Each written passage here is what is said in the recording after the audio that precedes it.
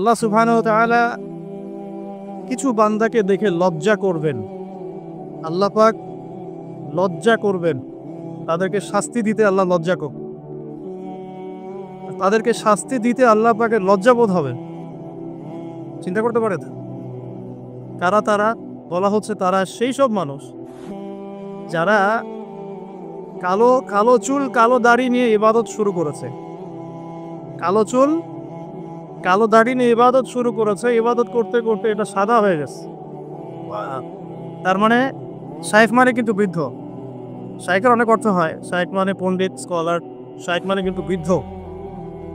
আমরা দোয়া করি আল্লাহ পাকের কাছে, আল্লাহ পাক আমাদেরকে সব দিক থেকেই সুস্থতার সাথে আল্লাহর ইবাদত করতে করতে শায়েখ হওয়ার তৌফিক দান করেন।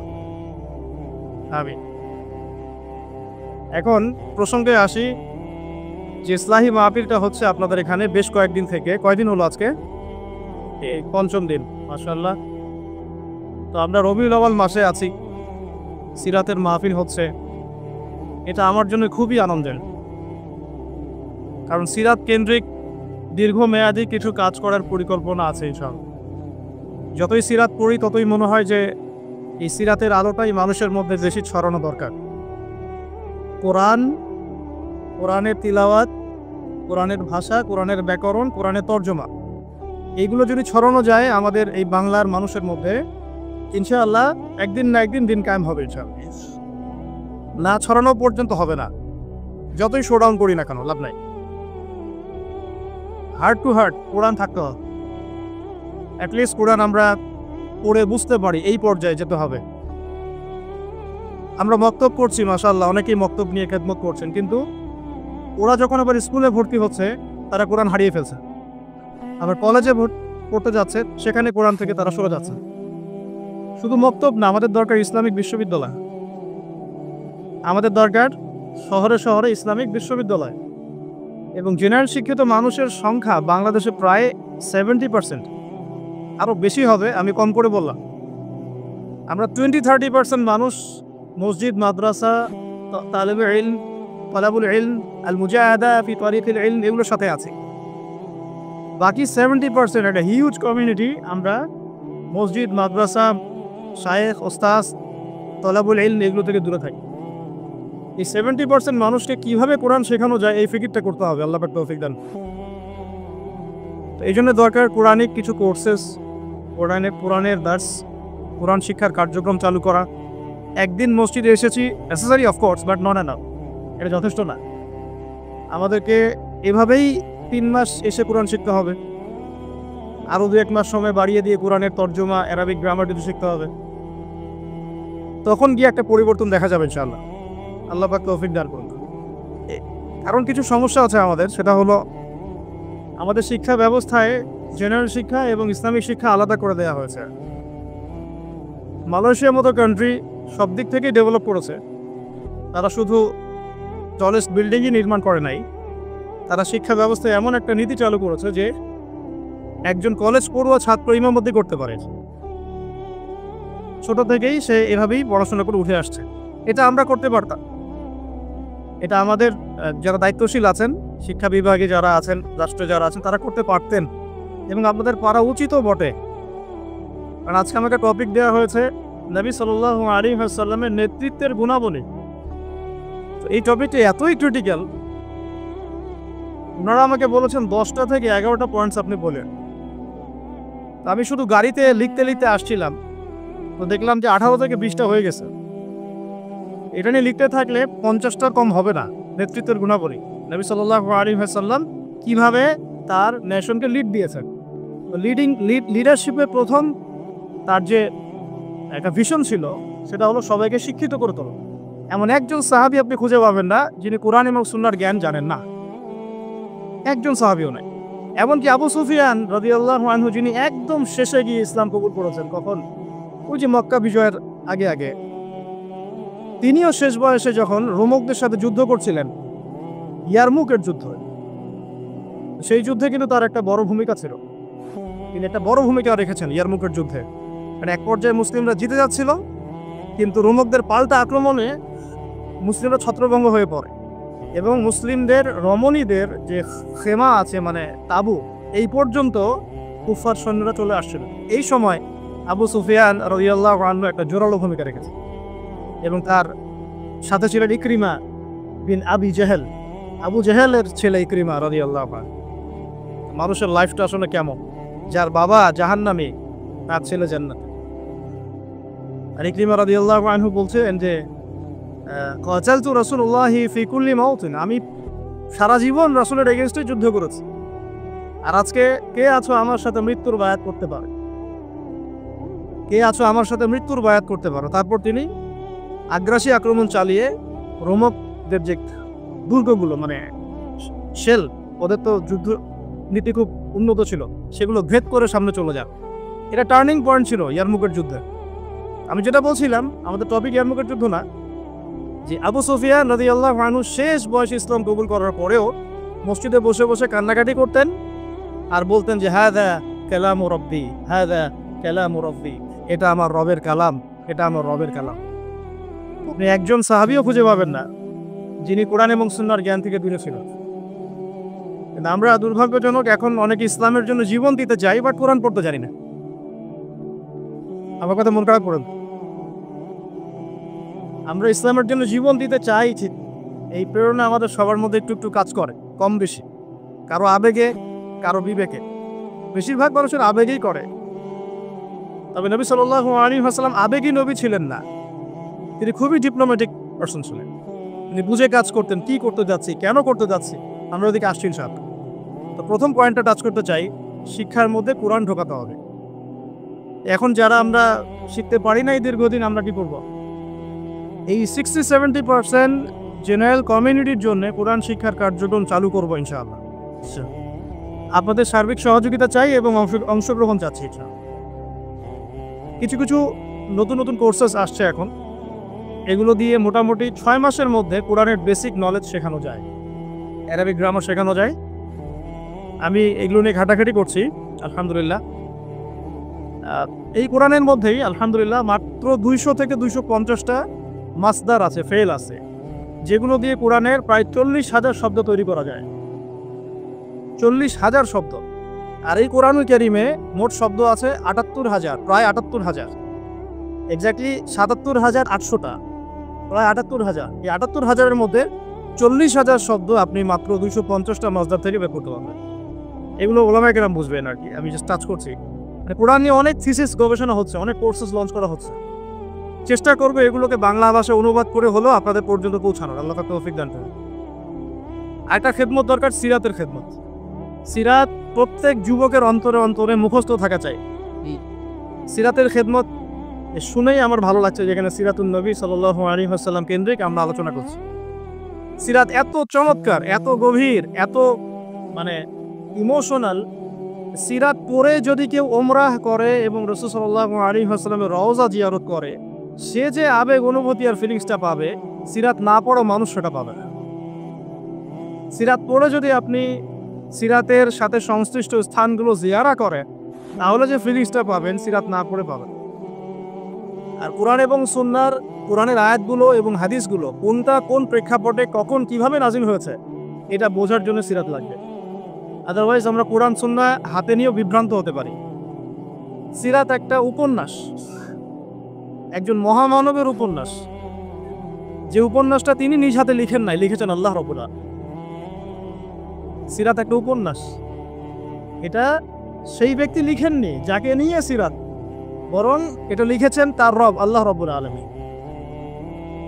সিরাতুন নবী সাল্লাল্লাহু আলাইহি ওয়াসাল্লাম। তো সিরাতের অনেক পার্ট আছে, সিরাত এবং দাওয়াত, সিরাতের আলোকে দিন কায়েম, সিরাতের আলোকে সুন্নাহ, সিরাতের আলোকে আসবাবুন নুজুল, অনেক পার্ট হতে পারে। সিরাতের আলোকে গাজওয়া, সিরাতের আলোকে সারিয়া, সিরাতের আলোকে জিহাদ, সিরাতের আলোকে দাওয়াত, অনেক কিছু হতে পারে।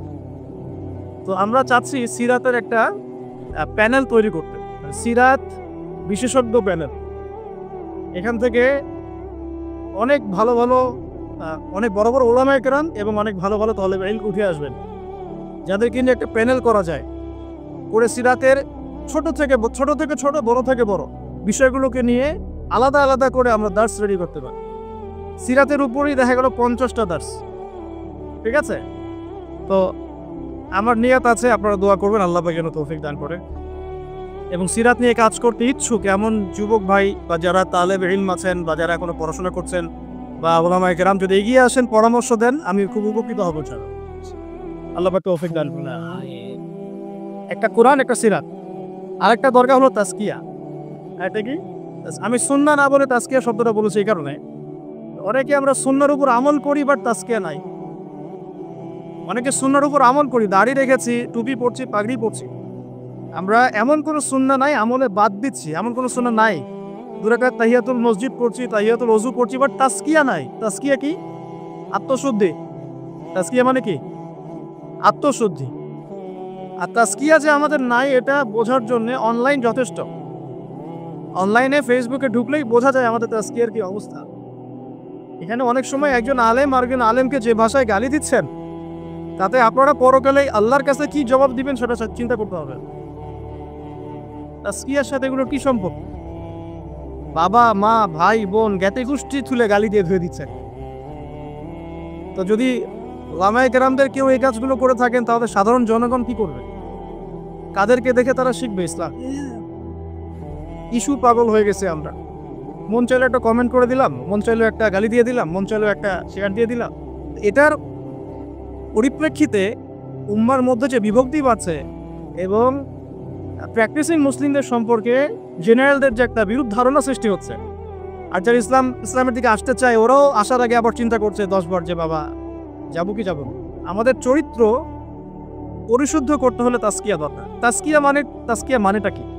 অনেকে এটাকে সুফিজমের সাথে সম্পৃক্ত করে দেয়। সুফিজম, তাজকিয়া এগুলো ইসলামের কোনো শত্রু হয় না। এটা মানুষকে আধ্যাত্মিকত্ব শেখায়, বরং সুন্নাহর উপর আমল করার একটা প্রেরণা তৈরি করে এবং মনটাকে পরিশুদ্ধ করে। ধরেন আমি সারাদিন অনেক সুন্নাহর উপর আমল করছি, কিন্তু আমার এক ভাইকে আমি হিংসা করি। আর হিংসা এখনকার অনলাইনের জগতে ফরজ। হিংসা না করলে কেউ অনলাইনে টিকতে পারবে না, তাকে হিংসা করতেই হবে। যেমন সুদ না খাইলে কেউ অর্থনীতি চালাতে পারে না, সুদ এখন ফরজ হয়ে গেছে। ঠিক এরকম অবস্থা, আল্লাহ মাফ করো। আমি যদি সুন্নাহর উপর আমল করি কিন্তু আপনাকে হিংসা করি, তাহলে লাইলাতুল বারার মতো রাত্রেও আমি ক্ষমা পাচ্ছি না। আল্লাহ পাক বলছেন সবাইকে আল্লাহ মাফ করে দিচ্ছেন এই হিংসুক ব্যতীত। তাহলে তাজকিয়া কি? আত্মশুদ্ধি। এটা আজকে টপিক না, আমি বলছি 3টা জায়গায় ফোকাস করতে হবে খুব বেশি। কোরআনের শিক্ষা স্পেশালি জেনারেলদের মধ্যে, কারণ মক্তব মাদ্রাসা শেখানো হচ্ছে বাট জেনারেলরা পাচ্ছেন। এবং শিক্ষাটাকে সহজ করে দেওয়া, সহজলভ্য করা, সহজ করা, যাতে ঘরে ঘরে হার্ট টু হার্ট আমরা কোরআনটা পৌঁছাতে পারি। শুধু তিলাওয়াত নয়, তিলাওয়াতের সাথে অবশ্যই অর্থ বোঝা। শুধু তেলাওয়াত করলে অবশ্যই নেকি পাবেন আপনি, প্রত্যেক হরফে 10 নেকি করে, কিন্তু এটাতে কোরআনের হক পরিপূর্ণ আদায় হয় না। কোরআনের মূল মেসেজটা আমরা পাচ্ছি না। আর 2 নম্বর হচ্ছে সিরাতের শিক্ষা, সিরাতের ব্যাপক প্রচার প্রসার। আর 3 নম্বর তাজকিয়া, সুন্নাহ ভিত্তিক জীবনযাপন এবং তাজকিয়া। তাজকিয়ার জন্য দরকার আত্মশুদ্ধিওয়ালা মানুষের সোহবত। আত্মশুদ্ধিওয়ালা মানুষের সোহবত, এই মানুষ খুঁজে বের করা একটা চ্যালেঞ্জ। এই মানুষগুলো খুঁজে পেতে হলেও তাকদিরের একটা ভালো ভাগ্য লাগবে। দিন শেষে বুঝতে পারছি যে কেউ যদি জাহেল থাকে এটাও তাকদিরেই ছিল, কেউ যদি হকপন্থী আলেমের সোহবত পেয়ে যায় এটাও তাকদিরেই ছিল। কিছু করার না, এটা তাকদির। কেউ পাবে কেউ পাবে না, কিন্তু চেষ্টা যে করবে আল্লাহ পাক তাকে মিলাই দিতেও তো পারেন। দিন দিন এরকম আত্মশুদ্ধিতে পরিপূর্ণ ওলামায়ে কেরামদের সংখ্যা কিন্তু কমছে। আপনি খেয়াল করেছেন? কমছে। যে ব্যক্তি হক ও বাতিলকে পার্থক্য করে দেয়, যে ব্যক্তি অন্যের শুভাকাঙ্ক্ষী, যে ব্যক্তি উম্মার ঐক্য চায়, যে ব্যক্তি নিজে যা বলে তার উপর আমল করে, যে ব্যক্তি অন্যকে আল্লাহর দিকে ডাকে, যে ব্যক্তি নিজে হারাম খায় না, যে ব্যক্তি আলেমদের মাঝে বিভেদ সৃষ্টি করে না, যে ব্যক্তি মানুষকে নবী সাল্লাল্লাহু আলাইহি ওয়াসাল্লাম রেখে যাওয়া সুন্নতের দিকে ডাকে, যার অন্তরটা পরিষ্কার, ভিতরে কোনো হিংসা নাই, কোনো অহংকার নাই, কোনো গীবত তহমত কিচ্ছু নাই, এরকম মানুষ, এরকম আলেম খুঁজে পাওয়া কি চারটাখানি কথা? আমার কথা শুনে আপনাদের ইবতে লাগা উচিত নয়, আপনাদের চোখে পানি আসা উচিত। এই কথা 3টা ওলামায়ে কেরামদের জন্য। আমরা অনেক ওলামায়ে কেরামকে দেখেছি টাইটেল পাস, অন্তরটা হিংসা দিয়ে ভর্তি আছে। এতে আপনি ইবতে নিয়েন না, বরং আপনার চোখ দিয়ে পানি পড়া উচিত, বিকজ আপনার হিসাব আগে হবে। তিনজন ব্যক্তিকে দিয়ে জাহান্নাম উদ্বোধন করা হবে: শহীদ, দাতা, দানশীল, আলেম। আমি এমন অনেক ওলামায়ে কেরামকে দেখেছি যাদের কথাবার্তা, চলাফেরা এবং ওঠা বসাতে অহংকার স্পষ্ট, কেবর, অহংকার স্পষ্ট। আর আলহামদুলিল্লাহ আমি এমন অনেক ওলামায়ে কেরামের সোহবত পেয়েছি যারা আল্লাহর ওলি, যারা আল্লাহর ওলি। তো এখন এই পর্যন্ত যাওয়াটা আপনার জন্য চ্যালেঞ্জ। আল্লাহর কাছে অনেক দোয়া করতে হবে এবং নিজের অন্তরটাকে নিউট্রাল রাখতে হবে, কোনো দিকে বায়াসড হয়ে যাওয়া যাবে না। নিউট্রাল রাখলে ইনশাআল্লাহ তাহলে আপনি বুঝতে পারবেন যে কে হকের উপর আছে, কে বাতিলের উপর আছে। আল্লাহ পাক আমাদের সবাইকে আত্মশুদ্ধিতে পরিপূর্ণ মানুষের সোহবত দান করুন, আমিন। আমাদেরকেও সেই আত্মশুদ্ধি অর্জন করার তৌফিক দান। এই তিনটা জায়গায় খুব বেশি ফোকাস করা দরকার। সিরাত নিয়ে দুটো কথা বলে আমি আমার টপিকে আসছি। আজকে সবগুলো আলোচনা করব না, কারণ আপনাদের জন্য একটা সুখবর আছে, আমার জন্য সুখবর। ইনশাআল্লাহ আগামীকাল আমি আবার আসবো। যাও যে অংশটুকু বাকি আছে এই অংশটুকু আমরা আগামীকাল শেষ করবো।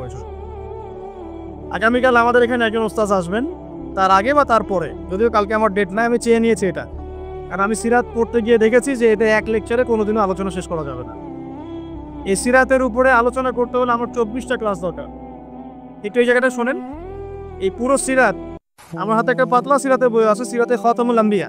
আপনারা অনেকেই জানেন, এই বইটা পড়েছেন, আল্লামা শফি রাহিমাহুল্লাহ রচিত অনবদ্য একটা কিতাব, কলেবর ছোট কিন্তু অনেক গভীর কথা। এরকম সিরাতের অনেক বই আছে। আলহামদুলিল্লাহ আমার বাসাতে মোটামুটিভাবে 15-20 হাজার টাকার সিরাতের বই আছে, অনেক। এটা কিছুই না, 15-20 হাজার টাকার বই। আমাদের ওস্তাদরা কোনো একটা সফরে গেলে একসাথে 2-3 লাখ টাকার বই কিনে। হ্যাঁ, আমাদের ওস্তাদরা, এই তো বেশি দূর না, আপনি মার্কাজুর দাওয়ায় গিয়ে দেখেন, শাইখরা যখন সফরে যান তখন মনে হয় 2-3 লাখ টাকার বই কিনেন। তাদের কাছে বইয়ের কিন্তু অহর নাই। একটা লম্বা ধর ভর্তি পুরো বই আর বই, কিন্তু এতগুলো বই থাকা সত্ত্বেও তারা প্রত্যেক সফরে 1 লাখ, 1.5 লাখ, 2 লাখ টাকার বই কিনেন।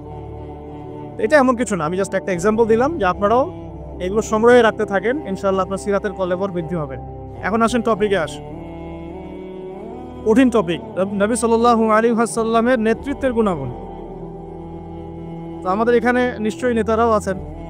নেতা বলতে শুধু রাজনৈতিক নেতা বোঝাচ্ছি না, পরিবারের নেতা, মসজিদের নেতা, মার্কেটের নেতা, অর্থনীতির নেতা, এবং অবশ্যই আমাদের সম্মানিত পলিটিক্যাল নেতৃবৃন্দ তো আছেন। তো লেকচারটা সবার জন্যই। আল্লাহ পাক আমাদের সবাইকে মনের কান দিয়ে শোনার তৌফিক দান। সোজা কথায় আসি, নবী করিম সাল্লাল্লাহু আলাইহি ওয়াসাল্লাম নবী হওয়ার আগে তিনি যে গুণাবলীগুলো অর্জন করেছিলেন, এই গুণাবলীগুলো আমরা অনেক সময় পাশ কাটিয়ে চলে যাই। আমরা আলোচনা শুরু করি নবী সাল্লাল্লাহু আলাইহি ওয়াসাল্লাম নবী হওয়ার পর থেকে। আদতে নেতৃত্বের গুণাবলীর পয়েন্টটা যদি নিয়ে আসতে হয়, আমাদেরকে এখান থেকে আলোচনা শুরু করতে হবে। নবী সাল্লাল্লাহু আলাইহি ওয়াসাল্লাম নবুয়ত পাওয়ার আগে কেমন মানুষ ছিলেন। একটা হাদিস থেকে আমরা এটা বুঝতে পারি। এটা সহিহ বুখারীর প্রথম খণ্ডের ওহী অধ্যায়ের মধ্যে আছে, এবং খাদিজা রাদিয়াল্লাহু আনহা এখানে অনেকগুলো কথা বলেছেন। হাদিসটা অনেক লম্বা, আপনারা বাসায় গিয়ে একটু দেখে নিয়েন। আমি খুব শর্ট করে মূল জায়গাটা বলছি। আল্লাহ নবী সাল্লাল্লাহু আলাইহি ওয়াসাল্লাম যখন ওহী প্রাপ্ত হলেন, আপনারা জানেন উনি ভয় পেয়েছিলেন। জিবরাইল আলাইহিস সালাম এসে তাকে বলেছিলেন, ইকরা, আপনি পড়ুন। তিনি বলেছেন, মা আনা বিকারি, আমি তো পড়তে জানি না। তখন বলা হচ্ছে পড়ুন। আবার বলছেন, আমি তো পড়তে জানি না। চেপে ধরা হচ্ছে, ছেড়ে দেওয়া হচ্ছে, চেপে ধরা হচ্ছে, ছেড়ে দেওয়া হচ্ছে। 3 বার চেপে ধরা হয়েছে। একটু চিন্তা করতে পারি কি না আমরা, যদি কোনো জিনও এসে আমাকে চেপে ধরে তাহলে কি অবস্থা হবে? জিন তো খুব বেশি শক্তিশালী না। আউযু বিল্লাহি মিনাশ শাইতানির রাজিম পড়লেই চলে যাবে, অথবা আউযু বিকালিমাতিল্লাহি তাম্মাতি মিন শাররি মা খালাক পড়লে চলে যাবে, অথবা বিসমিল্লাহিল্লাযী লা ইয়াদুররু মা ইসমিহি শাইউন ফিল আরদ ওয়ালা ফিস সামা ওয়া হুয়াস সামিউল আলিম পড়লে ইনশাআল্লাহ চলে যাবে। এখন ফেরেশতা চেপে ধরলেন, তাহলে তো ব্যাপারটা অনেক কঠিন, অনেক বার্ডেন তার মাথায় তখন ছিল, বুকের মধ্যে হার। এই অবস্থায় তিনি যখন বাসায় এসেছেন, খাদিজা রাদিয়াল্লাহু আনহাকে তিনি একটা কথা বলেছেন, খাশিতু আলা নাফসি, আমি আমার নিজের নফসের উপরে ভয় পাচ্ছি। আপনারা পড়ে দেখেন, সহিহ বুখারীতে আছে প্রথম খণ্ডে ওহী অধ্যায়। এই জায়গায় খাদিজা রাদিয়াল্লাহু আনহা 4টা থেকে 5টা বাক্য বলেছেন তার সম্পর্কে। 1, আপনি এতিমের দেখাশোনা করেন। 1, আপনি বিধবাদের খোঁজ খবর নেন। আপনি মুসাফিরদের খাবার দেন, হ্যাঁ, আপনি অসহায়ের পাশে দাঁড়ান, আল্লাহ রাব্বুল আলামিন আপনাকে ধ্বংস করবেন না ইনশাআল্লাহ। তিনি কিন্তু নবী এই মাত্র হলেন, আর এই কথাগুলো নবুয়তের আগের চারিত্রিক বৈশিষ্ট্য ব্যাখ্যা করছে। নবী সাল্লাল্লাহু আলাইহি ওয়াসাল্লামের বয়স তখন 40, বিয়ে হয়েছে 25-এ। 25 থেকে 40 কত হলো? 15 বছর। এই 15 বছরে খাদিজা রাদিয়াল্লাহু আনহা দেখেছেন নবী সাল্লাল্লাহু আলাইহি ওয়াসাল্লাম মিসকিনদের পাশে থাকেন, তিনি এতিমের দেখাশোনা করেন, তিনি বিধবাদের খোঁজখবর নেন, মুসাফিরদের অন্নদান করেন, মিসকিনদের পাশে থাকেন। মানে তিনি কারো প্রতি জুলুম করেন না, তিনি খুবই মানবিক একজন মানুষ এবং তার চারিত্রিক বৈশিষ্ট্য অনন্য সুন্দর। ইনশাআল্লাহ আল্লাহ আপনার কোনো ক্ষতি করবেন না, এটা তার স্ত্রী তাকে বুস্ট আপ করলেন পিছন থেকে। এখন নবুয়তের আগের এই গুণাবলীগুলো কি আমরা অর্জন করতে পেরেছি? নবুয়তের আগের এই চারিত্রিক গুণাবলীগুলোই কি আমাদের নেতৃবৃন্দের মধ্যে আছে কিনা? নেতৃবৃন্দ বলতে আমরা সবাই বোঝাচ্ছি মনে করেন, আমাদের মধ্যে আছে কিনা? আমরা সবাই কোনো না কোনো জায়গায় দায়িত্বশীল, বাড়ির বা মসজিদের বা ব্যাংকের বা অর্থনীতির বা রাজনীতির। এখন এই যে এতিমের দেখাশোনা করা, বিধবাদের পাশে থাকা, মিসকিনদের খোঁজখবর নেওয়া, মুসাফিরদের অন্ন দেওয়া এবং দুর্বলদের সাহায্য করা, এটা আমাদের মধ্যে আছে কিনা? নবী তিনি এখন হননি, কেবল হলেন। নবুয়তের আগের গুণাবলী নবীজি বলছেন, ইন্নামা বুইসতু লিউতাম্মিমা মাকারিমাল আখলাক, আমি উত্তম চরিত্রকে পূর্ণতা দেওয়ার জন্যই প্রেরিত হয়েছে। বাস্তবতা দেখেন, নবী হওয়ার আগে আমাদের নবী সাল্লাল্লাহু আলাইহি ওয়াসাল্লামের যে চারিত্রিক বৈশিষ্ট্যগুলো ছিল, আমরা হতভাগা উম্মাহ, আমরা এখনও মুসলমান হয়েও, মুসলমান ঘরে জন্ম নিয়েও, কোরআন হাতে পেয়েও, হাদিস হাতে পেয়েও সেই গুণাগুলো অর্জন করি। অগণিত মুসলমান জিনা করে, অগণিত মুসলমান সুদ খায়, অগণিত মুসলমান ঘুষ খায়, অগণিত নেতৃবৃন্দ দুর্নীতি করেন। সবার কথাই বলছি, আমরাও দুর্নীতি করি। যেমন আমরা যে লেকচার দিতে বসেছি, আমি যদি আমার হক আদায় না করি, এটাও আমার ইলমের উপর দুর্নীতি হবে কি না? আর আমাকে যদি কোনো প্রশ্ন করেন যে প্যালেস্টাইন এমন যে ইস্যু চলছে, এটার কি জবাব হবে, আর আমি যদি আমার শর্ত চিন্তা করে পাশ কাটিয়ে ডানে বামে অ্যান্সার দিই, দুর্নীতি করলাম ইলমের শর্ত। তো দেখুন নবী সাল্লাল্লাহু আলাইহি ওয়াসাল্লাম এই গুণাবলীগুলো আছে কিনা? আমরা সুদ খাচ্ছি, আমরা জিনা করছি। আপনি 5% মানুষ খুঁজে পাবেন না এখন যারা সুদ খায় না। কোনো না কোনোভাবে আমরা রিবার সাথে জড়িত। আর যারা ইকোনমিক্স নিয়ে পড়াশোনা করেন, ওই আলেমদেরকে জিজ্ঞাসা করবেন। যারা ইকোনমিক্স নিয়ে পড়াশোনা করেছেন এমন আলেমকে জিজ্ঞাসা করবেন পেপার মানি, ইলেকট্রনিক মানির মধ্যে রিবা আছে কি নাই। যাদের মধ্যে এই জ্ঞান নেই ওদেরকে জিজ্ঞাসা করে লাভ নাই, তারা বলবে খারেজি। সে বলবে, তারা বলবে খারেজি হয়ে গেছে। সুবহানাল্লাহ। যাক, আমরা দোয়া করি আল্লাহ পাক তাদেরকে তাসকিয়া দান করে। হয়তোবা বোঝে না, অথবা দুনিয়ার স্বার্থে কথা বলে। এখন আমরা জিনা করছি, উঠতে বসতে, চলতে ফিরতে, বাসে, অটোতে, উবারে, এইখানে সবখানে। আমি বলেছি আমার আশঙ্কা, আমি ঢাকা শহরেরই বাসিন্দা, এখন তাকদীর আমাকে এখানেই মিলাই দিছে কিভাবে জানি। আসলে আল্লাহ রাব্বুল আলামিন মানুষের কিবোধ পছন্দ করেন। আমি একসময় অহংকার করে 2 দিন বলেছিলাম, মনে হয় আমার মনে আছে, যে আমাকে ফ্রি একটা ফ্ল্যাট দিলেও ঢাকাতে আমি থাকবো না কখনো। এটা আমি বলেছিলাম আজকে থেকে 5 বছর আগে, 6 বছর আগে। আল্লাহ রাব্বুল আলামিন হয়তো এই কথাটা পছন্দ করেন, কারণ আল্লাহ পাক কারো কিবোধ, অহংকার, এরকম শক্ত কথা পছন্দ করেন না, মেবি, আল্লাহ ভালো জানেন। তো আল্লাহ পাক এইখানেই আমাকে শ্বশুর বাড়ি দিয়ে দিস, থাকবেন না মানে থাকতেই হোক। আর আলহামদুলিল্লাহ এখানে এসে দেখলাম যে মাশাআল্লাহ বাংলাদেশের অনেক বরেণ্য ওলামায়ে কেরাম এই শহরকে কেন্দ্র করে কাজ করে। তাদের সোহবত যদি না থাকতো আমি এই শহরে থাকতাম না, তাদের সোহবত যদি না থাকতো এই শহরে হয়তো আমি থাকতাম না। তবে তারা এই শহরের যান্ত্রিক জীবন থেকে দূরে থাকেন, কারণ যান্ত্রিক জীবনে আপনি আল্লাহর নূর মারেফত বুঝতে পারবেন না। তারা যদি এইরকম বিজি লাইফ লিড করতেন তাহলে আমরা এরকম কিতাবগুলো পেতাম না। এখন খেয়াল করে দেখবেন এখানে জন্ম নিয়ে কতজন আলেম হয়েছে, এই শহরে জন্ম নিয়ে বাই বর্ন ঢাকায় জন্ম নিয়ে কতজন আলেম হয়েছে, যারা ওলামায়ে কেরাম তারা বাহির থেকে এসে এই শহরকে আলোকিত করছেন। বুঝতে পারছেন কি বিষয়টা? এখন দেখুন আমরা সব জায়গায় জেনা করছি। আমার আশঙ্কা ঢাকা শহরে যদি কোনো বড় ভূমিকম্প হয় বা ছোটও হয়, জেনার পাপের কারণে হয়।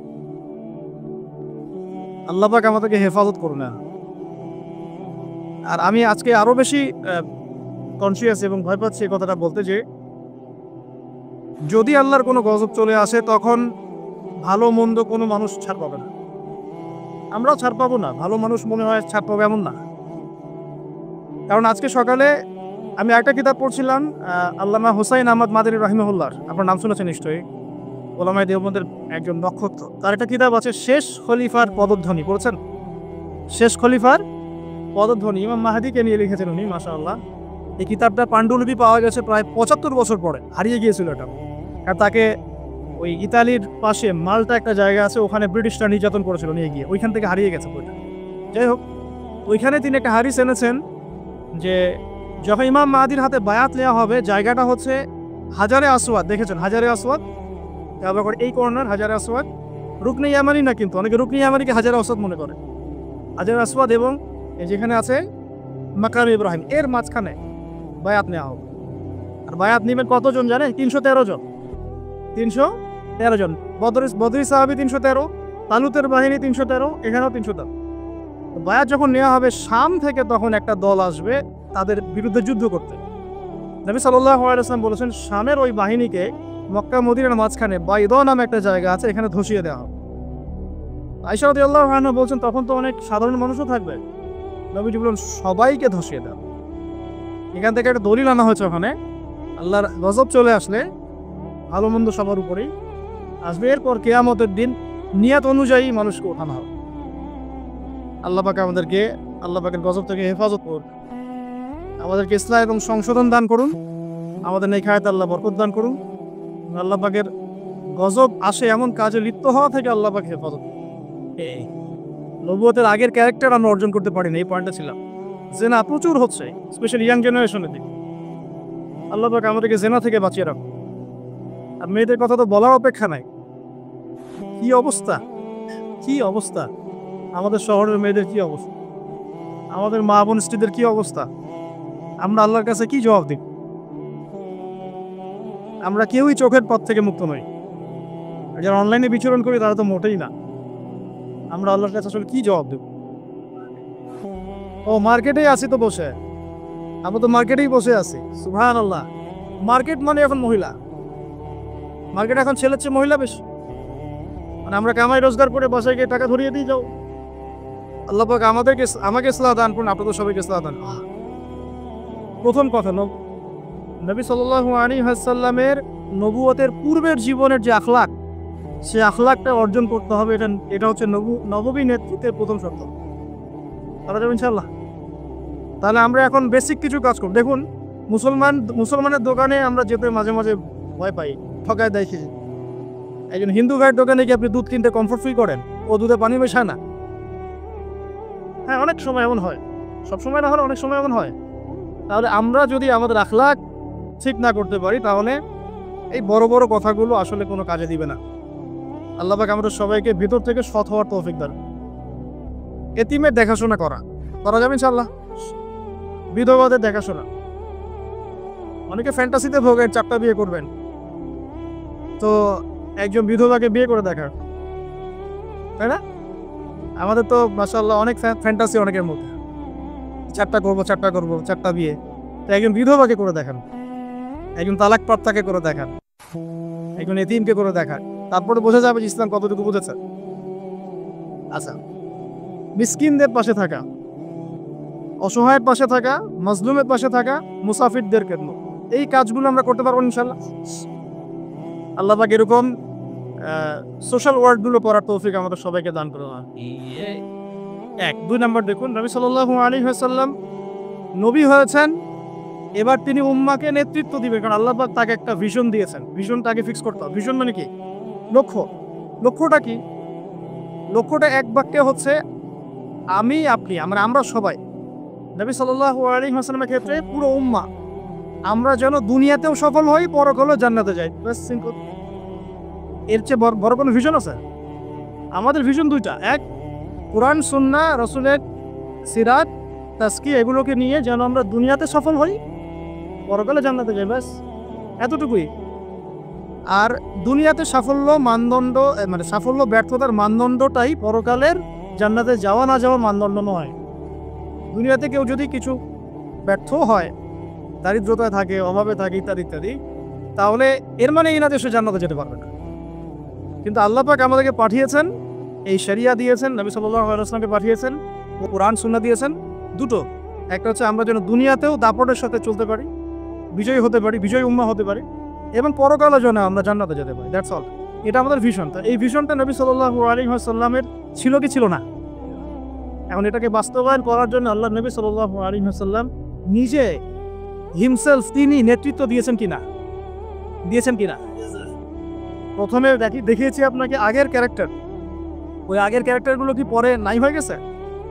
ওই ক্যারেক্টারগুলো আরও বেশি দীপ্তমান হয়েছে। কোনটা? আরও বেশি দীপ্তমান হয়েছে। এখন ওহী আসার পরে নবী সাল্লাল্লাহু আলাইহি ওয়াসাল্লাম প্রথম যেটাতে ফোকাস করলেন সেটা হলো ইলম অর্জন করা এবং অন্যকে ইলম শেখানো। আল্লাহ নবী সাল্লাল্লাহু আলাইহি ওয়াসাল্লাম আল্লাহর কাছ থেকে ইলম শিখছেন। এটা ইলম না কোরআন? এটা ইলম নয় কি? এটা আল্লাহর পক্ষ থেকে দেয়া ইলম, ওহী, এবং এর সাথে হিকমা দেয়া হয়েছে, মানে সুন্নাহ। তো কোরআন এবং সুন্নাহ আল্লাহ পাক তাকে শেখাচ্ছে এবং নবী সাল্লাল্লাহু আলাইহি ওয়াসাল্লাম এটা তার উম্মাহকে শেখাচ্ছে। তাহলে একজন সফল নেতার গুণাবলী হবে এই মানবিক গুণাবলীগুলোর সাথে সে নিজে ইলমের ধারক বাহক হবে এবং সমাজে আলো ছড়িয়ে দিবে জ্ঞানের। এটাই হচ্ছে একজন নেতার আদর্শ নেতার গুণাবলী, যে নিজে ইলমের ধারক বাহক হবে এবং জনগণের মধ্যে জ্ঞান ছড়িয়ে দেবে। আর এই জ্ঞানের ডেফিনেশনটা কি হবে তাহলে? শুধু কি বস্তুবাদী জ্ঞানী জ্ঞান, নাকি জ্ঞানের কোনো ডেফিনেশন আছে, সংজ্ঞা আছে?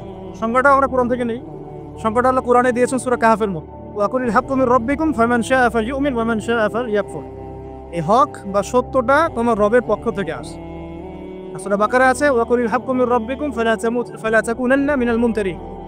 হক আল্লাহর পক্ষ থেকে আসে, তুমি সন্দেহবাদীদের অন্তর্ভুক্ত হও না। মানে হক, এই জ্ঞান, এই কোরআন যেটাই আপনি বলেন, এটা আল্লাহর পক্ষ থেকে আসে। তার মানে যেটা আল্লাহ পর্যন্ত আমাদেরকে পৌঁছায় সেটাই জ্ঞান। তাহলে জ্ঞান কোনটা? যেটা আমাকে আল্লাহ চিনাবে, আল্লাহ পর্যন্ত পৌঁছাবে। ইকরা বিসমি রাব্বিকাল্লাযী খালাক, এর মানে কি? পড়ুন আপনার রবের নামে যিনি আপনাকে সৃষ্টি করেছেন। মানে যে জ্ঞান আপনাকে আপনার স্রষ্টা পর্যন্ত পৌঁছায়, এটাই জ্ঞান। আর যেটা আমাদেরকে ওখান থেকে দূরে সরায় দেয় সেটা কি জ্ঞান? এখন মূল জ্ঞান তাহলে কি? কোরআন এবং সুন্নাহ। এটা আল্লাহ পাকের ওহীটাই মূল জ্ঞান। এর সাথে প্রাসঙ্গিক উপকারী যে কোনো ইলম চর্চা করা যাবে, হোক সেটা মেডিকেল সায়েন্স, ইঞ্জিনিয়ারিং, দর্শন, রসায়ন, পদার্থ, সাহিত্য, সবই চর্চা করা যাবে, যতক্ষণ না সেটা কোরআন সুন্নাহর যে মূল ধারা, মূল নীতি এর সাথে সাংঘর্ষিক হয়। আমার কথা কি বুঝতে একটু কষ্টকর হচ্ছে? যতক্ষণ পর্যন্ত কোরআন এবং সুন্নাহর মূল ধারার সাথে, মূল নীতির সাথে এই জ্ঞানগুলো কন্ট্রাডিক্টরি না হবে, ততক্ষণ পর্যন্ত এটা চর্চা করা যাবে। এখন আমরা নেশন ওয়াইজ দেখেন যে আমরা কি আসলে কোরআন এবং সুন্নাহর জ্ঞানটা প্রমোট করছি, না অন্য বস্তুবাদী জ্ঞানটা প্রমোট করছি? আর নবী সাল্লাল্লাহু আলাইহি ওয়াসাল্লাম কি করেছেন? তিনি কি বস্তুবাদী জ্ঞানটাকে প্রমোট করেছেন বেশি, নাকি কোরআন সুন্নাহর জ্ঞানটাকে বেশি করেছেন? তাহলে একজন সফল নেতার সফল নেতৃত্বের প্রথম কাজ নিজে জ্ঞানের ধারক বাহক হওয়া এবং জনসাধারণ অনুসারীদের মধ্যে জ্ঞানের বিপ্লব ছড়িয়ে দেওয়া। ঠিক আছে ভাই? দুইটা পয়েন্ট পেলাম। এখন আপনি খেয়াল করে দেখেন, নবী সাল্লাল্লাহু আলাইহি ওয়াসাল্লাম নিজে তো এই পুরো মহাবিশ্বের, মানে আল্লাহ রাব্বুল আলামিনের বান্দাদের মধ্যে সবচেয়ে জ্ঞানী মানুষ, এবং তার অনুসারীদেরকে আপনি দেখেন, একজন অনুসারী খুঁজে পাবেন না যিনি অজ্ঞ আছে, নাই। বরং তারা শতাব্দীর পর শতাব্দী তাদের আলোর দুটি ছড়িয়ে আমাদের পর্যন্ত জ্ঞানটা পৌঁছে দিলেন। এই জ্ঞান কি মরে গেছে না এখনো জীবিত? এই হলো জ্ঞান। তাহলে আমরা যদি সফল নেতা হতে চাই, সফল নেতৃত্বের দাবি করি, তাহলে অবশ্যই আমাদেরকে জ্ঞানতাত্ত্বিক বিপ্লব সংঘটিত করতে হবে। এটার জন্য শুধুমাত্র বস্তুবাদী জ্ঞান যথেষ্ট নয়। যতক্ষণ না আমরা জেনারেল শিক্ষা, ইসলামিক শিক্ষাকে একত্রিত করে একটা নতুন কিছু করছি, ততক্ষণ পর্যন্ত এই জাতির, এই আমরা যারা স্বপ্ন দেখি যুবক যুবতী সোনামণিদেরকে নিয়ে, এটা বাস্তবায়িত হবে না। আসলে এটা বাস্তবায়িত হবে না। আমরা একটা জিনিস লক্ষ্য করছি, দেখুন, এটাও একটা নেগেটিভ বিষয়। এটাও ইগোতে নিয়ে না, ভাবতে হবে বিষয়গুলো নিয়ে। ইগোতে নিয়ে নেওয়া যাবে না, কথা শুনলেই ভাবতে হবে। আমরা অনেকেই সমাজটাকে বিভক্ত করে ফেলছি, এবং এই বিভক্তটা করছি আমরা কিছু দাড়ি টুপিওয়ালা মানুষ। এটা আমি নিজেও ফেস করেছি। একটু মসজিদ আছে, আমরা আদব রক্ষা করব, কিছু দাড়ি টুপিওয়ালা মানুষ। আমরা সমাজটাকে এভাবে বিভক্ত করেছি, তোমরা জেনারেল, আমরা আলেম। তোমরা জেনারেল, তো you have come from general background, আর আমরা এসেছি ফ্রম মাদ্রাসা ব্যাকগ্রাউন্ড। এভাবে অনেক সময় আমরা সমাজটাকে বিভক্ত করে ফেলছি। এটাতে কি হচ্ছে? জেনারেল আর এটা কন্ট্রাডিক্টরি সৃষ্টি হচ্ছে, কনফ্লিক্ট তৈরি হচ্ছে একটা। এভাবে ডিল করা, ট্রিট করাটা মনে হয় ঠিক হচ্ছে না।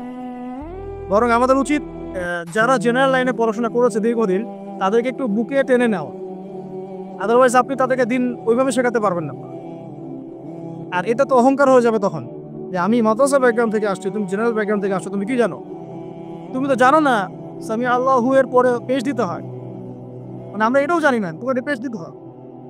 এভাবে এভাবে আক্রমণ করা হচ্ছে যে ব্যাকরণে তো তুমি কিছুই জানো না।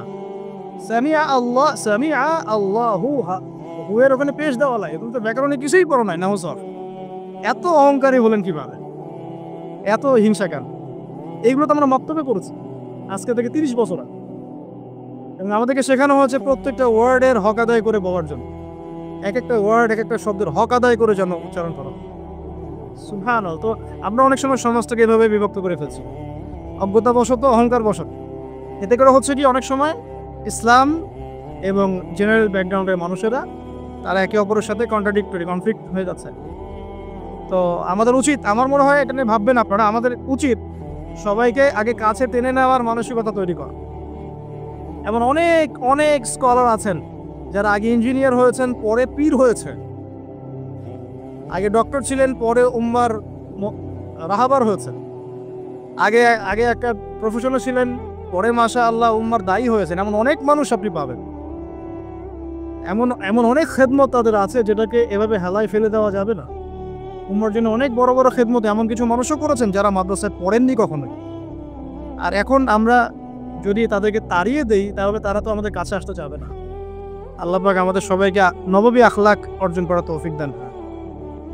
কথাগুলো এই কথা না নিয়ে ভাবতে হবে যে আমরা এখানে 70% জেনারেলদেরকে কিভাবে আলাদা করে দিব কেন, বরং তাদের মধ্যে থেকে ট্যালেন্টেড মানুষদেরকে নিয়ে কিন্তু আমাকে এই দেশটা করতে হবে। আমরা এই দেশের কথাই চিন্তা করি, যদি আমি কারো খেদমত ছোট করছি না, আমরা একটা কিছু মানুষের সমাজে কিছু মানুষ এই ভাইবটা ছড়ানোর চেষ্টা করছে। আপনারা এই ভাইবের মধ্যে পা দিবেন, ওলামায়ে কেরামদেরকে তাদের জায়গায় শ্রদ্ধার পাত্র হিসেবে রাখবেন, নিজেরা তাদের সহবতে গিয়ে দিন শিখবেন এবং একটা হৃদ্যতাপূর্ণ সম্পর্ক রাখার চেষ্টা করবেন যাতে একে অপরের সাথে কোনো রকম কনফ্লিক্টে না যায়। আল্লাহ পাক আমাদেরকে বোঝার তৌফিক দান করুন, আমিন। মানবিক গুণাবলীর সাথে দুই বলেছে ইলম ধারণ করা এবং মানুষকে শেখানো। আল্লাহ পাক আমাদের সবাইকে ইলম শেখার তৌফিক দান করুন। লাস্ট টাইম প্রশ্ন করি, ইলম মানে কোন ইলম ভাই? শুধু কি বস্তুবাদী জ্ঞান বা শুধু কি কোরআন সুন্নাহ? কোরআন এবং সুন্নাহ অবশ্যই মৌলিক শেকড়, এর পাশাপাশি আপনি উপকারী জ্ঞানও শিখতে পারবেন। এই জ্ঞানের প্রচার প্রসার যখন ব্যাপক হবে, নেতা কেন পুরো জাতিটাই দেখবেন মাশাআল্লাহ বিশ্বের বুকে মাথা তুলে দাঁড়াবে। আল্লাহ পাক আমাদের সবাইকে জ্ঞান অর্জন করার তৌফিক দান। 3 নম্বরে আসি। আজকে তো সব বলতে পারবো না বলেছি, ইনশাআল্লাহ আগামীকালের জন্য কিছু রেখে দিচ্ছি। আজকে আমি চেষ্টা করছি 10টা টাচ করা, ঠিক আছে ইনশাআল্লাহ, শর্ট করে 3 নম্বরটা বলি। দেখুন 3 নম্বর হচ্ছে নবী সাল্লাল্লাহু আলাইহি ওয়াসাল্লাম নিজে ইলম আল্লাহর কাছে পেয়েছেন, সাহাবীদেরকে শিখিয়েছেন। সবচেয়ে বেশি কঠোর আমল তিনি নিজে করেছেন। 3 নম্বরটা হচ্ছে একজন নেতার অন্যতম গুণাবলী থাকতে হবে সিরাতের আলোকে, নেতৃত্বের গুণাবলীর অংশে তাকে নিজেকে আগে আমল করে দেখাতে হবে। শুধু বড় বড় কথা বলা, লেকচার দিয়ে ক্ষান্ত হলে চলবে না, মানুষকে শেখালেই চলবে না, নিজেকে আগে আমল করে দেখাতে হবে। আমি কয়েকটা এক্সাম্পল দিচ্ছি। দেখুন হুনাইনের যুদ্ধ চলছে, একটু মনোযোগ দেন। হুনাইনের যুদ্ধ চলছে, নবী সাল্লাল্লাহু আলাইহি ওয়াসাল্লামের আশপাশের সাহাবীরা ছত্রভঙ্গ হয়ে গেছে। এই হুনাইনের যুদ্ধ হচ্ছে মক্কা বিজয়ের পরে, কিন্তু মক্কা বিজয়ের আগে নয়। তো সাহাবীরা ছত্রভঙ্গ হয়ে গেছেন, নবী সাল্লাল্লাহু আলাইহি ওয়াসাল্লাম নিজে সামনে এগিয়ে গিয়ে তরোয়াল খুলে উঁচু করে বলছিলেন যে আনা মুহাম্মদ আনা রাসূলুল্লাহ লাস্তু কাযিবা, আমি মুহাম্মদ, আমি আল্লাহর রাসূল সাল্লাল্লাহু আলাইহি ওয়াসাল্লাম, লাস্তু কাযিবান, আমি মিথ্যাবাদী নই। তিনি যুদ্ধের ডাক দিয়ে পিছনে পড়ে থাকেন না, তিনি নিজে সামনে গিয়ে তরোয়াল উঁচু করে সাহাবীদেরকে ইন্সপায়ার করছেন যে আমি আল্লাহর রাসূল, আমি মুহাম্মদ, আমি মিথ্যাবাদী নই, হালুম্মা ইলাইয়া, আমার দিকে তোমরা আসো, ছুটে আসো। তখন সাহাবীরা ছুটে আসে। লিডিং ফ্রম দ্য ফ্রন্ট যেটা বলি আমরা, সামন থেকে নেতৃত্ব দেওয়া। এই শব্দটা শুনেছেন ক্রিকেট খেলার মধ্যে, তাই না? সামন থেকে নেতৃত্ব দেয়া। নবী সাল্লাল্লাহু আলাইহি ওয়াসাল্লামের চারপাশে সাহাবীরা খন্দকের যুদ্ধের সময় পখিরা খুঁজছে, পখিরা। খন্দকের যুদ্ধের সময় খাল খোঁড়া হয়েছিল, মনে আছে আপনাদের? যাতে ওরা আমাদের কাছে আসতে না পারে, খাল খুঁড়ে দেওয়া হয়েছে।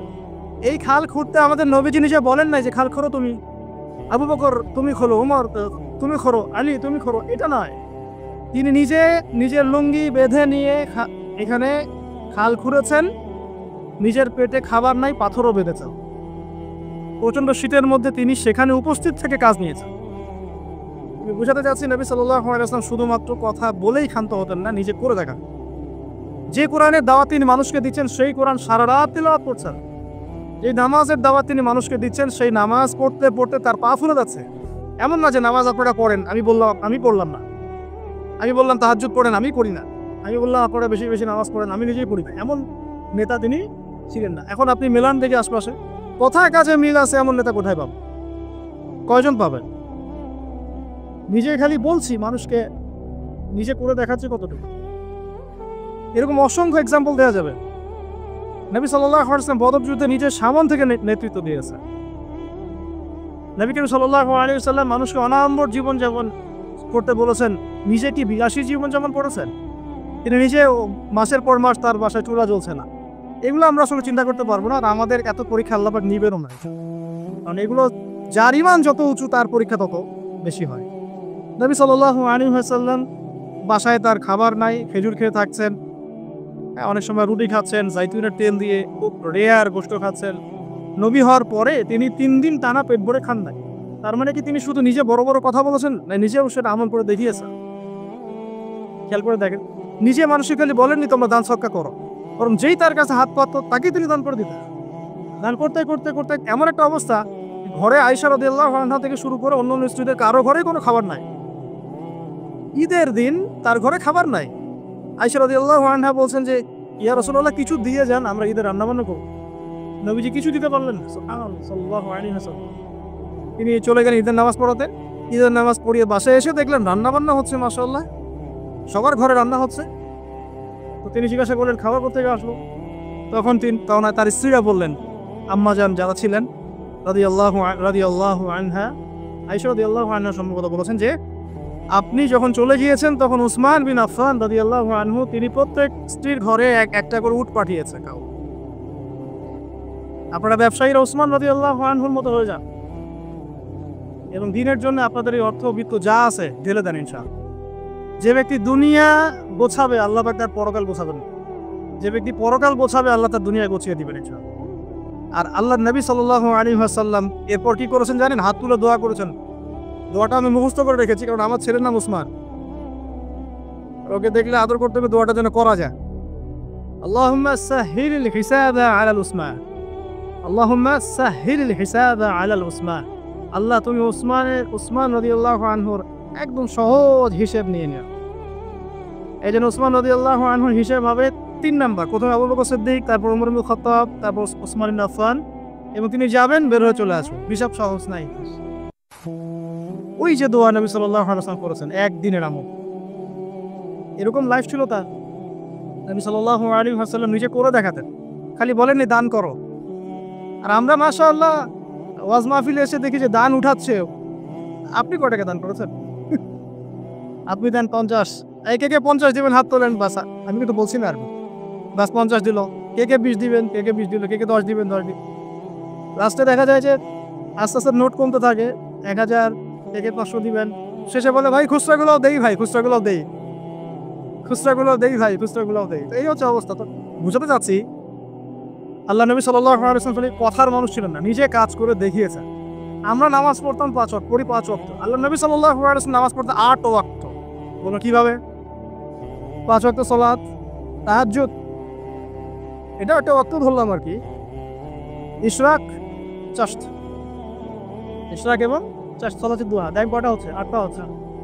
এছাড়াও যখনই ওযু করতেন নামাজ পড়তেন, যখন সময় পেতেন নামাজ পড়তেন। তিলাওয়াত তিনি শুধু নিজেই করতেন এমন নয়, মানুষের তেলাওয়াত শুনতেন। আপনারা ওই হাদিস জানেন, তিরমিজিতে আছে, আব্দুল্লাহ ইবনে আব্বাস রাদিয়াল্লাহু আনহু তেলাওয়াত শুনতে শুনতে তার চোখ দিয়ে পানি উঠছে। তো বললে অনেক কথা বলা যাবে, মোট কথা হচ্ছে এমন একটা আমল নাই যেটা তিনি শুধু বলেছেন নিজে করেন। একদম তাসবিহ তাহলিল থেকে শুরু করে, জিকির আসগার থেকে শুরু করে জিহাদ দিন কায়েম পর্যন্ত শুধু বলেন নাই, করে দেখিয়েছেন। একটা আমলও তিনি শুধু বলেন নাই, করে দেখ। তার মানে আদর্শ নেতৃত্ব হতে হলে আমাদেরকে কথা শুধু বললেই হবে না, কাজ করে দেখাতে হবে। খালি বড় বড় গরম গরম রাজনৈতিক ভাষণ দিয়ে লাভ নাই, বরং কথা কাজ করে দেখাতে হবে। সমৃদ্ধি কাকে বলে, উন্নতি কাকে বলে, অগ্রগতি কাকে বলে, একটা নেশনের ডেভেলপমেন্ট কাকে বলে? শুধু মিলস, ইন্ডাস্ট্রিজ, ফ্যাক্টরিজ আর ফ্লাইওভার এগুলোর মানদণ্ড নয়। আপনি যদি ভুটানকে দেখেন, সেখানে এত এগুলো পাবেন না, আপনি ইন্ডাস্ট্রিয়াল রেভলিউশন পাবেন না, বাট তারা সুখী, হ্যাপি। তারা হ্যাপি, তারা কেউ না খেয়ে মরে, হ্যাপি। আমরা অনেক বড় বড় কথা বলি, অনেক কিছু বলি, আমি ওগুলো নিয়ে কনফ্লিক্টেও যেতে চাই না, তর্ক করতে যাচ্ছি না, কিন্তু আপনারাও জানেন ভালো করে কথা কাজে মিল নাই।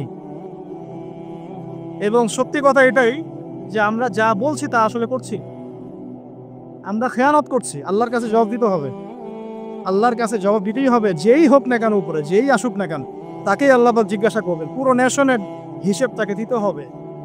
এটা খুব ডিফিকাল্ট। আবু যর রাদিয়াল্লাহু আনহুকে নবীজি বলতেন, তুমি জীবনেও নেতৃত্ব চেয়ে নিও না কখনো। তোমাকে জোর করেও যদি দেওয়া হয়, তোমাকে এটা ছুরিবিহীন জবাই করে দেওয়া হয়েছে, তোমাকে ছুরিবিহীন জবাই করে দেওয়া হয়েছে। আমরা কত কত সমস্যা দেখবেন। এডুকেশন নিয়ে আপনাকে আল্লাহ পাক জিজ্ঞাসা করবেন, জাতিকে কি শিখিয়েছ। হ্যাঁ, ইসলামের খেদমত নিয়ে জিজ্ঞাসা করবেন, অর্থনীতি নিয়ে জিজ্ঞাসা করবেন, তোমার জাতিকে সুদমুক্ত করতে পেরেছিলে কিনা। আপনাকে আল্লাহ পাক জিজ্ঞাসা করুন প্রশাসনিক বিষয়গুলো নিয়ে, সততার সাথে প্রশাসন চালিয়েছ কিনা, না দুর্নীতি করেছ, কখনো ঘুষ খেয়েছিল কিনা, কখনো কি কলমের খোঁচায় কোনো মাজলুমকে শাস্তি দিয়েছ কিনা, কেউ জুলুম করে নাই তাকে শাস্তি দিয়েছ কিনা। এক একটা হিসেব না দিয়ে কেউ পার পাবে না। বিশ্বাস করেন, আমি যে এই যে উসমান রাদিয়াল্লাহু আনহু হিসেবে কথাটা বললাম না, তার আগেও দুটো লাইন আছে হাদিসের মধ্যে। আবু বকর রাদিয়াল্লাহু আনহুকে আল্লাহ নবীজি বলবেন, তুমি সামনে যাও। কারণ আল্লাহ নবী সাল্লাল্লাহু আলাইহি ওয়াসাল্লাম সিজদায় পড়ে থাকবেন, আল্লাহ পাক তাকে যে তাসবিহ শিক্ষা দিবেন ওই সময় তিনি সেটা পড়বেন। ওটা আগেও কাউকে শিক্ষা দেন নাই, পরে কাউকে শিক্ষা দেন। এরপর আল্লাহ পাক বলবেন যে তুমি মাথা ওঠাও, সাল তুতি, তুমি চাও তোমাকে দেওয়া হোক। নবীজি তখন চাইবেন ওই দোয়াটা যেটা তিনি দুনিয়াতে করেন নাই, আল্লাহ আমার উম্মত, আল্লাহ আমার উম্মত। হিসাব শুরু করো। হিসেব শুরু হওয়াটাই একটা চ্যালেঞ্জ, হিসেব শুরু না হওয়াটাই কিয়ামতের দিন আমাদের জন্য প্যানিক অবস্থা। হিসেব শুরু হওয়াটাই একটা বড় চ্যালেঞ্জ। ওইখানে কেউ হিসেব শুরু করাতে পারবে না। আদম আলাইহিস সালাম পারবেন না, নূহ আলাইহিস সালাম পারবেন না, ঈসা ইবনে মারইয়াম, মূসা কেউ পারবেন না। পরে আমাদের নবী সাল্লাল্লাহু আলাইহি ওয়াসাল্লাম এভাবে আল্লাহকে রিকোয়েস্ট করবেন, আল্লাহ হিসাবটা অন্তত শুরু করুন, তোমার বান্দারা কষ্টে, আজকে কষ্টে জর্জরিত। আবু বকর রাদিয়াল্লাহু আনহুকে আল্লাহ নবী বলবেন সামনে যাও। তিনি যেতে যেতে কান্নাকাটি শুরু করে, হাউ মাউ করে কান্নাকাটি শুরু করে দিন, ইয়া রাসূলুল্লাহ, আমি তো অনেক পর ইসলাম কবুল করেছি, সেই কত বছর বয়সে, আমি কিভাবে আগে হিসাব দিতে পারি। কারণ আল্লাহ রাব্বুল আলামিন তাকে রহমতের পর্দা দিয়ে ঢেকে নেবেন। এবং বলা হচ্ছে যে আমাদের মুমিনদের উপরে আমভাবে নূর এবং রহমত দেওয়া হবে, কিন্তু আবু বকর সিদ্দিক রাদিয়াল্লাহু আনহুকে খাসভাবে নূর আর রহমত দেওয়া হবে। কারণ আল্লাহ নবী সাল্লাল্লাহু আলাইহি ওয়াসাল্লামকে খাস সাহায্য করেছেন আবু বকর রাদিয়াল্লাহু। তারপর উমর রাদিয়াল্লাহু আনহুর পালা আসবে, উমর ইবনে খাত্তাব একইভাবে কান্নাকাটি করবেন এবং আল্লাহ রাব্বুল আলামিন তার নেকিগুলো দেখাবেন। নবী সাল্লাল্লাহু আলাইহি ওয়াসাল্লাম বলেছেন যে কেউ যদি আসমানের সমস্ত তারাকে একত্রিত করে, ওর মিসাল আর উমর ইবনে খাত্তাবের নেকির মিসাল হবে। এরপরে উসমান রাদিয়াল্লাহু আনহুর কথা তো বললামই। তারপর আলী ইবনে আবি তালেব, তার ব্যাপারে এসেছে সবচেয়ে তড়িৎ হিসাব করা, সবচেয়ে ফাস্ট। আলী রাদিয়াল্লাহু আনহু একটা দোয়া করতেন, এই দোয়াটা আমরাও করি। তিনি দোয়া করতেন যে আল্লাহ, আমি চাই না যে আমাকে শিশু বয়সেই, কিশোরে বা যৌবনকালেই কোনো একটা অঘটন হলো বা দিনের জন্য কোনো একভাবে আমার ইন্তেকাল হয়, এটা আমি পছন্দ করি না। এটা আলী রাদিয়াল্লাহু আনহু বলতেন। ধরো আমি চাই দিনের জন্য আমি খেদমতের পর খেদমত করতে থাকি এবং কষ্টের পর কষ্ট সহ্য করতে থাকি এবং শেষে গিয়ে শাহাদাত লাভ করি। ঠিক আল্লাহ রাব্বুল আলামিন তাকে ওইভাবেই মৃত্যু দিয়েছে। এটা হচ্ছে আমার কাছে মনে হয় এটা সেই হাদিসের ব্যাখ্যা যে আল্লাহ পাক সম্পর্কে মানুষ যে ধারণা রাখবে আল্লাহ পাক তাকে সেটাই দিবে। আমরা দোয়া করি আল্লাহ পাক আমাদের সবাইকে যেন তার ইবাদত করতে করতে দাড়ি সাদা করার তৌফিক দান করে এবং আল্লাহর রাস্তায় শাহাদাত দান করে। তো এখন আসুন, সম্ভাবনা আছে তো? সম্ভাবনা আছে। আমরা ওয়ার্ল্ড অ্যাফেয়ার্স ঘাটাঘাটি করছি, সমকালীন বিশ্ব সম্পর্কে খোঁজখবর রাখছি। পরিস্থিতি কখন কোন দিকে কীভাবে মোড় নেবে কেউ জানে। আজকে যা হয়েছে তা কি মানুষ জানতো, ভাবতে পেরেছিল এটা হতে পারে? ও বাই দ্য ওয়ে, এখন আপনি অনেকেই অনলাইনে পাবেন না, যাদেরকে অনেক লাভঝাপ করতে দেখেছেন, এরা এখন সব ঘুমটা দিয়ে করতে ঢুকে যাবে। নাই, কোনো কথা নাই, চুপ। বরং দেখবেন ইসরায়েলের পক্ষ নিয়ে কথা বলা শুরু করেছে, না হামাসের এটা উচিত হয় নাই, না এটা উচিত হয় নাই, এটা কেমন আরও বেশি আগ্রাসন চালাবে। আরে ভাই, আগ্রাসন কি কম চালাচ্ছে নাকি এমনিতে? আমাদের একজন উস্তাদ এক কথা বলেন যে যদি প্রতিহত করা হয় তাহলে যে বিজয় হবে এটা নিশ্চিত না। কিন্তু প্রতিহত না করা হলে যে পরাজয় হবে এটা নিশ্চিত। তো তারা যদি প্রতিহত করে, এটা কি অপরাধ? বিগত 70 বছর থেকে যে তারা আমাদের মা বোনদেরকে মেরে ফেললো, বাচ্চাদেরকে বোম্বিং করলো, এটা কিছু না? তখন ওদেরকে পাওয়া যায়। এখন একটু খুশি প্রকাশ করা, অভিনন্দন জানানো বা আলহামদুলিল্লাহ পড়ার মতো ইমান দেখা যায় না। তো আহলুন নিফাক ওয়াল আহলুল ইমান পার্থক্য হয়ে যাচ্ছে। আপনারা বুঝে নেন, চিনে নেন, আপনারা বুঝে নেন। আল্লাহ পাক আমাদের সবাইকে ইমানদারদের কাতারভুক্ত করে দেন। 3 নম্বর পয়েন্টটা খুব ইম্পর্টেন্ট এবং এটা খুব বড় আলোচনা ছিল, কিন্তু আমি সময় সংক্ষিপ্ততার কারণে শর্ট করলাম। আপনারা বুঝে নেন যে আল্লাহ নবী সাল্লাল্লাহু আলাইহি ওয়াসাল্লাম শুধুমাত্র এমন নবী ছিলেন না যিনি শুধু কথা বলে ক্ষান্ত হতেন, দাওয়াত দিয়ে ক্ষান্ত হতেন, বরং নিজে সব কিছুর উপর সর্বাগ্রে আমল করে দেখান। 4, নবী সাল্লাল্লাহু আলাইহি ওয়াসাল্লাম তার অনুসারীদের কারো সাথে, আল্লাহ নবী সাল্লাল্লাহু আলাইহি ওয়াসাল্লাম তার অনুসারীদের কারো সাথে কখনো খারাপ ব্যবহার করতেন। মানে সূরা আল ইমরানে একটা আয়াত আছে, এই গাড়িতে আস্তে আস্তে ভাইয়ের সাথে আয়াতটা নিয়ে কথা হচ্ছিল, আপনারা পড়ে দেখবেন। সূরা আল ইমরানের একটা আয়াত আছে, ফাবিমা রাহমাতিন মিনাল্লাহি লিনতা লাহুম। এটা আল্লাহ পাকের রহমত যে তুমি তোমার অনুসারীদের সাহাবীদের প্রতি কোমল হয়েছো। এমনিতেই তিনি রাহমাতাল লিল আলামিন, এমনিতেই তিনি সবার উপরই দয়া করেন। তার উপরে তার অনুসারী যখন, মানে সাহাবায়ে কেরাম, তার ফলোয়ার্স, তাদের প্রতি তিনি ছিলেন লিনতা লাহুম, খুবই নরম কোমল। তুমি যদি তাদের প্রতি কঠোর হতে, মানে তুমি যদি অনুসারীদের প্রতি খুব কঠোর হতে, রূঢ় স্বভাবের হতে, তোমার কাছ থেকে তারা সরে চলে। একটু খেয়াল করে দেখেন, আমরা যারা ধর্মতাত্ত্বিক নেতৃত্ব দিচ্ছি বা অন্য জায়গায় দিচ্ছি, আমরা একটু কঠোরতা বেশি আরোপ করি না?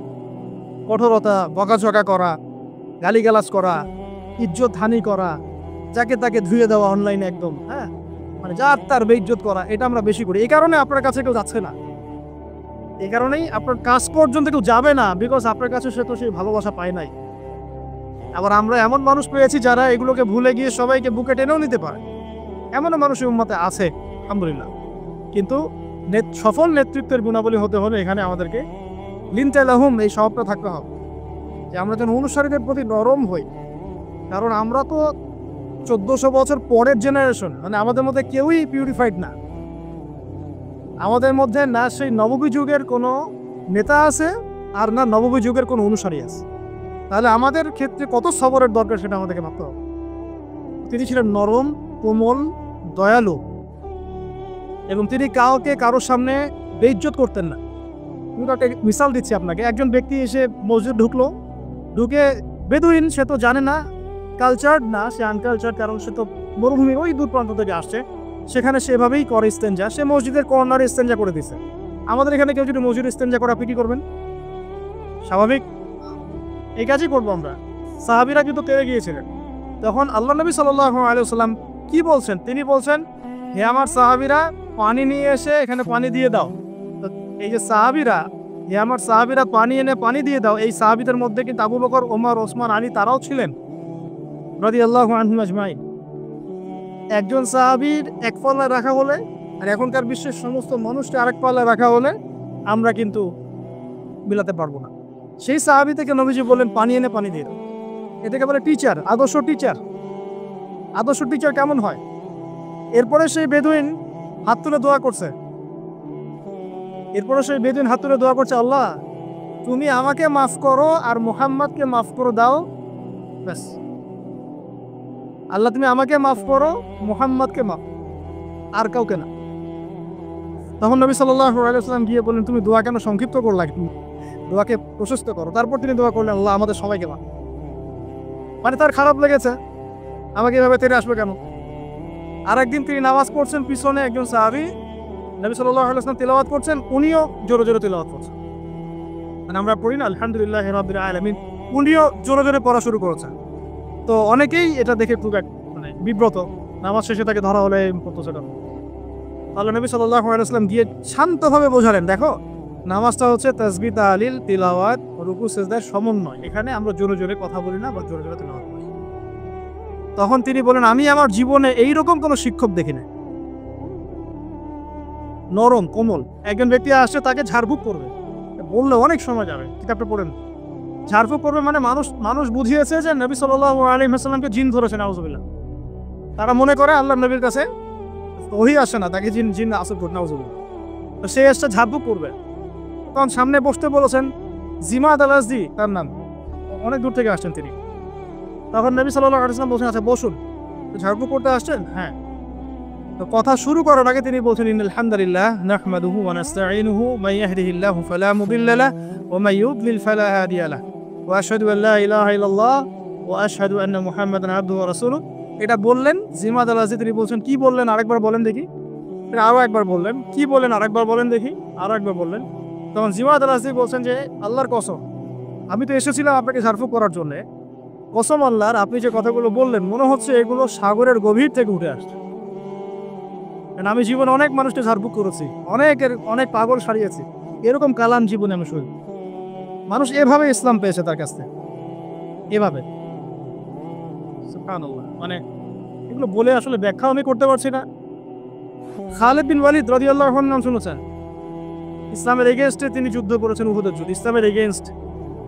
এবং উমরা, যে হুদায়বিয়ার পরের যে উমরা, তার আগ পর্যন্ত তিনি কিন্তু ইসলাম কবুল করেন নাই।